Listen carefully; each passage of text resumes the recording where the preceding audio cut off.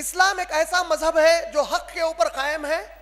اللہ کا یہ فیصلہ ہے کہ انصاف کے لیے کھڑے ہو جاؤ. آپ اور میں ایک ایسی کتاب کو مانتے ہیں جس میں اللہ نے ہم کو حکم واضح کر دیا ہے. سورہ نساء سورہ نمبر 4 آیت نمبر 135.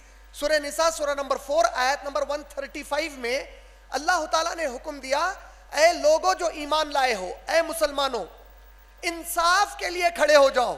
انصاف کے لیے ڈٹ کر کھڑے ہو جاؤ. چاہے انصاف کی بات خود تمہارے ذات کے خلاف جائے، تمہارے ماں باپ کے خلاف جائے، تمہارے بھائی بہنوں کے خلاف جائے، تمہارے رشتہ داروں کے خلاف جائے، یا تمہارے دوست احباب کے خلاف جائے.